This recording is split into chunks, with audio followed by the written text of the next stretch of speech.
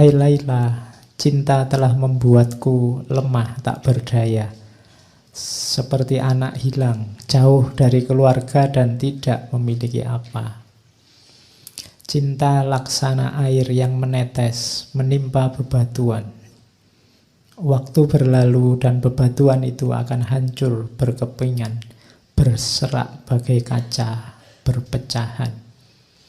Begitulah cinta yang engkau bawa padaku, dan kini telah hancur binasa hatiku. Hingga orang-orang memanggilku si gila, yang suka merintih dan menangis sedih. Mereka mengatakan, aku telah tersesat. Wahai, mana mungkin cinta akan menyesatkan. Jiwa mereka sebenarnya yang kering, laksana dedaunan diterpa panas mentari siang. Bagiku cinta adalah keindahan yang membuat mata tak bisa terpejam. Pemuda mana yang bisa selamat dari api cinta? Nah, itu Majnun. Majnun ini, Kois ini dikenal pinter membuat syair-syair indah. Ya, yang menyusun Nizomi sebenarnya. Cuma atas nama Kois. Jadi nanti ceritanya Kais ini, apalagi waktu gila itu sering dikerumuni orang karena syairnya ditunggu-tunggu. Jadi dia kayak orang tidak terawat, tidak pakai baju, rambutnya gondrong, tapi orang berkumpul nunggu syairnya yang keluar. Nah itu, kalau di kita kan tidak, kalau ada orang gila ditunggu mau ngasih isyarat nomor berapa gitu. Kalau Kois itu ditunggu syairnya, karena syair-syairnya indah, makanya banyak yang hafal. Saya bilang tadi sebelum ditulis oleh Nizami, sebelumnya orang sudah kenal dan syair-syairnya Kois ini banyak dilakukan. Jadi itu dahsyatnya. Saya tidak tahu memang aslinya pinter bikin syair atau karena cinta itu membuat orang puitis. Ya, kalau tidak percaya, yang jatuh cinta itu kan mendadak dia bisa bikin puisi. Ya, oke. Jadi wong kehujanan pinggir jalan gitu aja kamu berteduh, itu kan kalau yang jatuh cinta itu bisa lahir puisi. Tapi yang ndak sedang jatuh cinta kan paling kamu mainan HP apa gitu. Jadi mungkin dua-duanya, dia memang punya bakat bikin puisi dan sedang jatuh cinta, lebih dahsyat puisinya. Oke, Laila juga begitu. Laila juga di beberapa bagian Laila Majnun itu banyak juga mengeluarkan puisi-puisi. Meskipun nanti puisi-puisinya kebanyakan lewat surat yang dikirimkan pada Majnun. Itu salah satu contoh Laila juga mengalami kemabuan. Semua yang tampak dari manusia adalah kebencian. Namun cinta telah memberikan kekuatan. Orang-orang mencemooh hubungan kita, sesungguhnya mereka tidak tahu betapa kerinduan yang tersimpan dalam dada. Jadi syair ini lahir ketika orang mulai rame. Jadi ini dua orang, anaknya orang terpandang, pacaran kemana-mana berdua, tidak bisa dipisah. Jadi gosip di mana-mana. Wong sedang belajar loh, sedang kuliah loh, kok ya pacaran kan itu. Itu terus jadi gosip, jadi omongannya orang. Nah, ayahnya Laila itu merasa bahwa ini pencemaran nama baik. Jadi ini meruntuhkan kehormatan suku. Maka untuk tidak timbul masalah terus, tidak jadi bahan omongan terus, Laila ini dipanggil pulang, sudah kamu tidak usah sekolah, di rumah saja. Jadi Dua anak muda yang sedang senang-senangnya, sedang mabuk-mabuknya, sekarang dipisah. Dan dimulailah babak pertama kegilaannya Majnun. Jadi waktu dipisah itu mulailah dia nyari-nyari cara untuk ketemu tapi tidak bisa. Mulai keluar banyak syair, tangisan-tangisan. Kemana-mana yang keluar dari mulutnya hanya Laila. Pokoknya Laila, Laila, Laila. Terus yang keluar dari mulutnya itu. Ini pelajaran sebenarnya dari Nizami. Kalau kalian memang sedang jatuh cinta sama Allah, akan keluar secara otomatis dari mulutmu nama Allah. Kamu sengaja atau tidak, pasti akan keluar. Kalau itu memang cintamu pada Tuhan sudah tumbuh dalam hatimu. Tidak bisa dipaksa. Mungkin sekali-sekali kamu, Pak saya ingin jadi orang kaya wali-wali sekti itu. Dari mulutnya Allah terus. Mungkin 5 menit kamu bisa Allah, Allah. Bariku ya lali. Kenapa? Fondasinya belum ada. Ya tekadmu ada, tapi fondasinya belum. Cinta. Kalau sudah cinta, tidak perlu dipaksa. Otomatis. Nggak perlu kamu, pokoknya Pak setiap malam saya baca sekian ribu kali namanya Allah. Tidak harus kamu patok begitu. Otomatis akan keluar ketika cinta itu ada dalam dirimu. Makanya latihanlah jatuh cinta. Jiwamu biar paham, oh kayak gini cinta itu. Itu yang dialami oleh Majnun. Kemana-mana yang dia sebut hanya nama Laila. Tuh. Jadi katanya Majnun, Laila telah dikekang oleh orang tuanya dan orang tuanya mengancam dengan niat jahat kejam. Tiada lagi harap pertemuan. Ayahku dan ayahnya sesak dada dan sakit hati mereka. Bukan karena apa-apa, hanya karena aku mencintai Laila. Mereka menganggap cinta adalah dosa. Cinta bagi mereka adalah noda yang harus dibasuh musnah. Padahal hatiku telah menjadi tawanannya dan ia juga merindukanku. Cinta masuk ke dalam sanubari tanpa kamu undang, tanpa kami undang. Bagai ilham dari langit yang datang menerjang lalu bersemayam dalam jiwa. Dan kini kami akan mati karenanya. Karena cinta telah melilit seluruh jiwa. Katakan padaku, siapa orangnya yang bisa bebas dari penyakit cinta? Nah ini Majnun. Jadi cinta itu kalau sudah menyerangmu, engkau tidak akan berdaya. Kamu tidak akan bisa menipu dirimu. Kalau kamu sudah jatuh cinta pada sesuatu, kamu pura-pura tidak cinta, itu tidak akan bisa. Ya mungkin ditolak, ya mungkin tidak nyambung, ya mungkin dia tidak suka padamu. Tapi kalau kamu memang jatuh cinta, kamu tidak akan bisa mengelak. Jadi itu kalimat-kalimat Majnun. Cinta bukan sesuatu yang kita undang, tapi dia datang, masuk dan bersemayam dalam diri kita. Kita tidak akan punya daya kalau sudah datang. Makanya katanya Gibran, pasrahlah kalau cinta memanggilmu. Kenapa? Tidak akan bisa kamu lawan. Kamu tidak akan bisa menipu dirimu.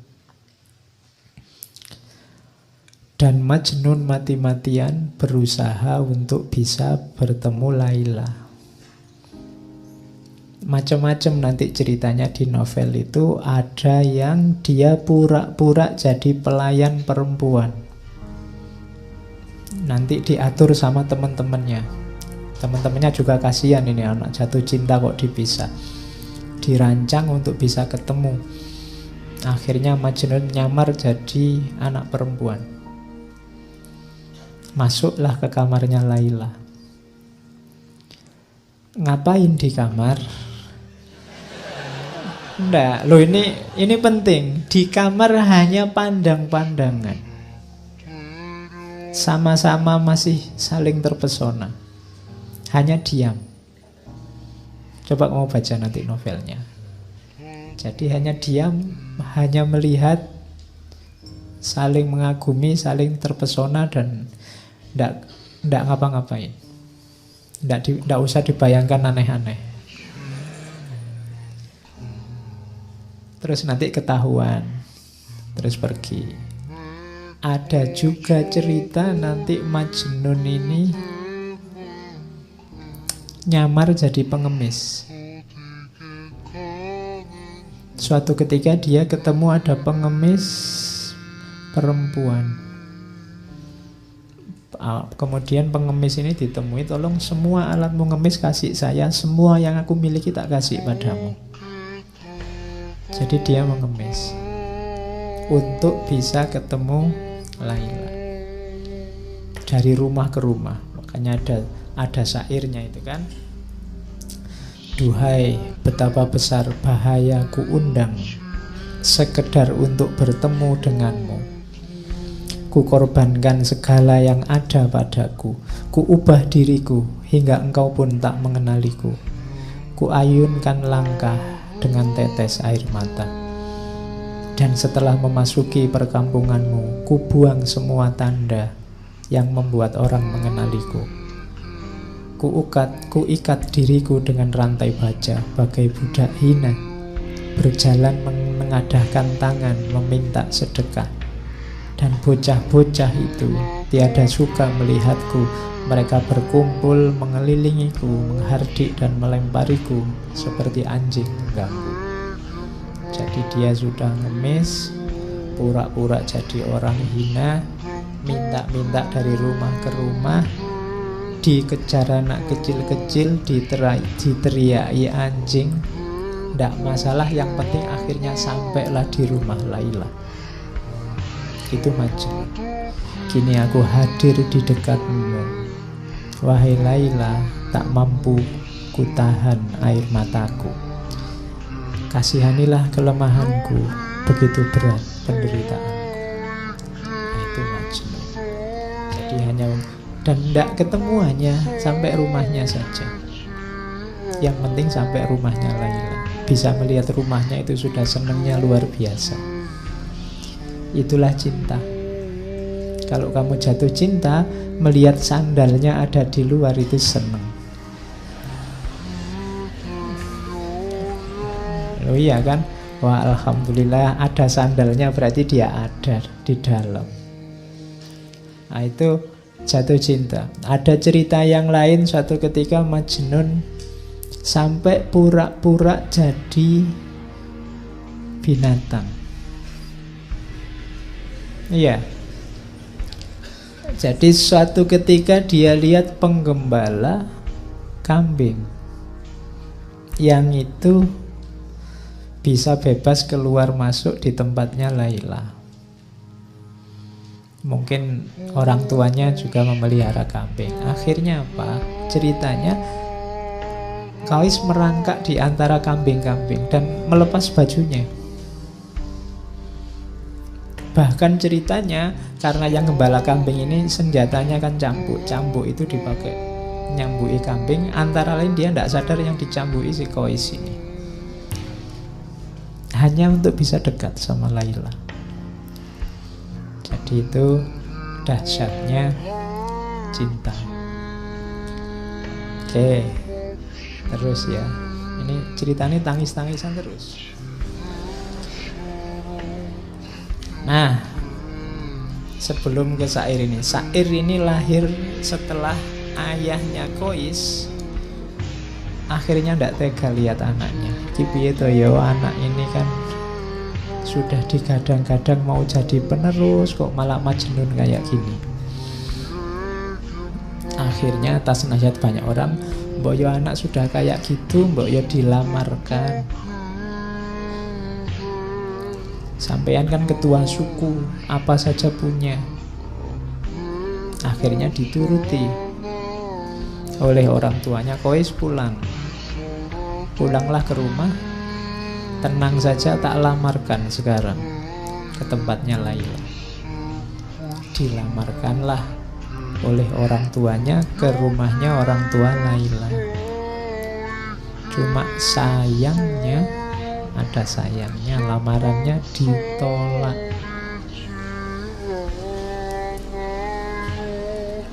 Iya. Jadi kenapa ditolak? Padahal ayahnya sudah bilang minta apa saja saya penuhi. Syaratnya apa saja bisa saya penuhi, termasuk seandainya nyawaku yang harus jadi taruhannya. Katanya orang tuanya Laila, siapa saja boleh menikahi anakku kecuali putra Anda.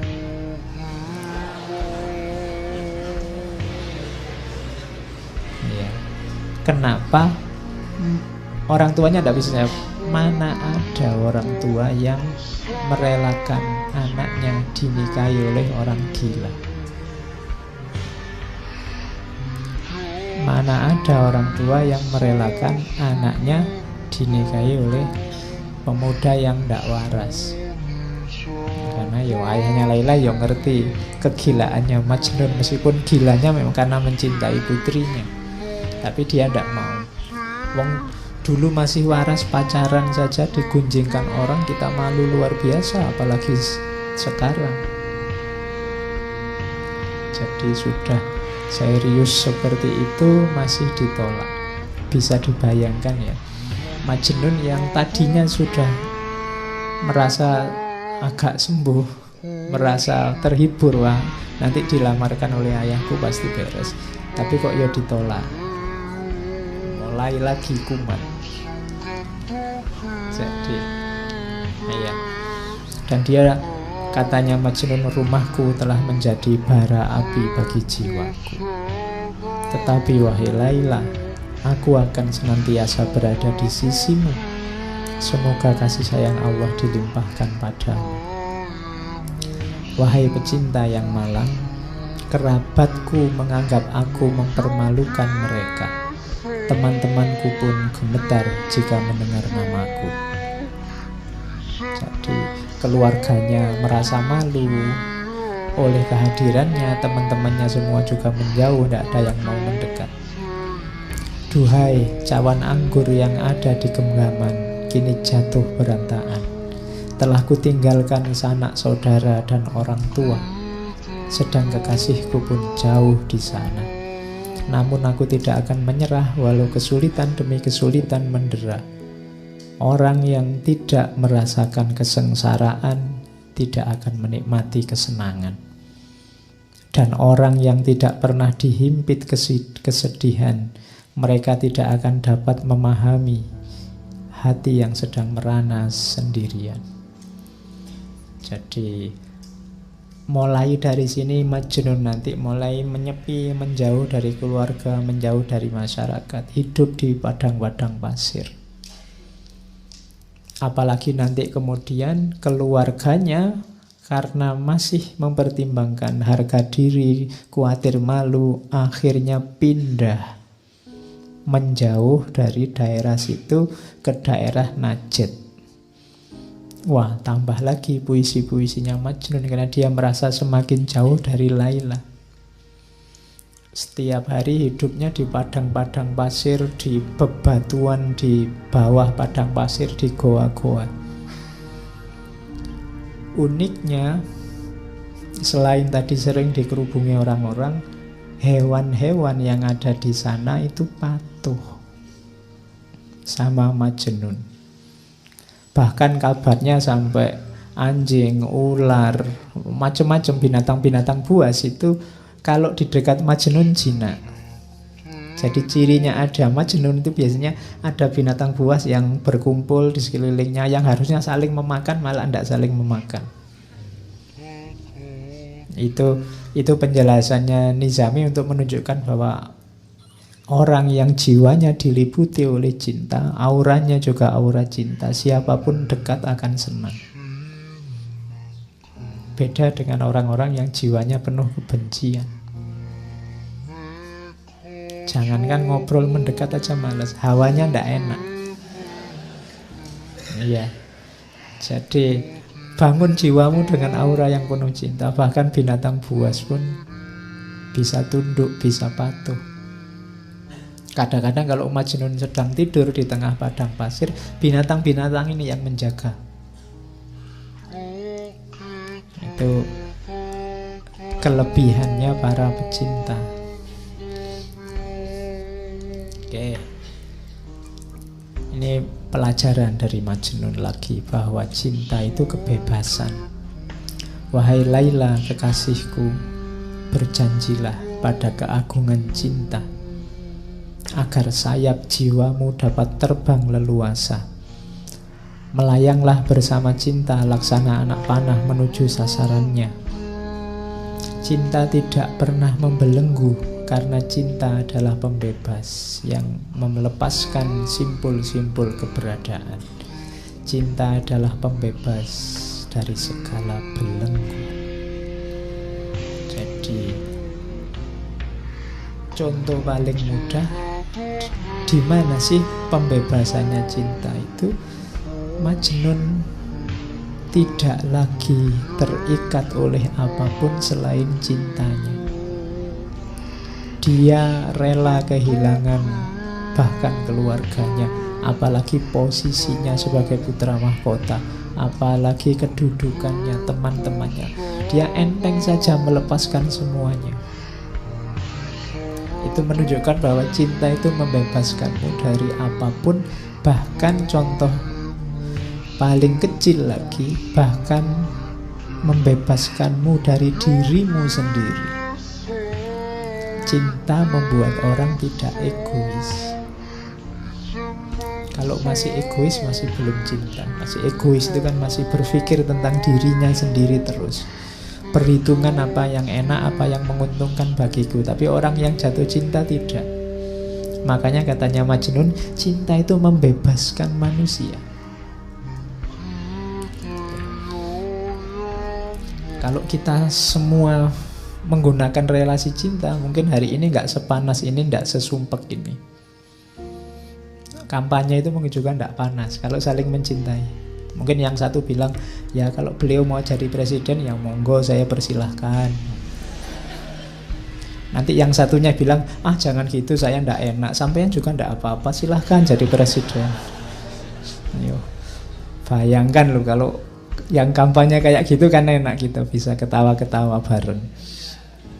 Oke, sekarang kan saling rebutan. Kalau cinta saling membebaskan. Terus, walau dalam cinta setiap cawan adalah kesedihan, namun jiwa pecinta akan selalu memberi kehidupan. Jangan takut sedih, jangan takut ganjalan, jangan takut penderitaan. Karena cinta akan selalu memberimu hidup. Oh, yang pernah jatuh cinta kemudian patah hati bisa memahami ini. Kesedihanmu itu yang luar biasa itu. Itulah yang menghidupkanmu lewat kenangan-kenangan, memori-memori. Indah loh. Kenangan itu kan membuatmu kangen, membuatmu rindu, membuatmu ingin ketemu lagi, ingin hidup sebelum bersama dia. Jadi cinta itu sakit, tapi sakitnya cinta itu ngangen nih.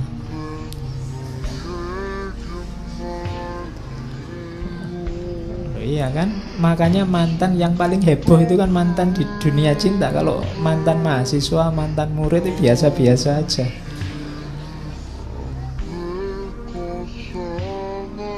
Banyak racun yang harus kita telan untuk menambah nikmatnya cinta. Atas nama cinta, racun yang pahit pun terasa manisnya. Jadi kalau ini ya, yang alami pasti tahu. Orang lain melihat itu, kamu itu tidak capek, kok kamu itu tidak males, toh kamu itu kok mau-maunya, toh itu kan bagi orang lain itu racun-racun. Apa enak, apa enaknya. Tapi bagi yang ngalami, itulah nikmatnya cinta. Jadi itu pelajaran dari Majnun.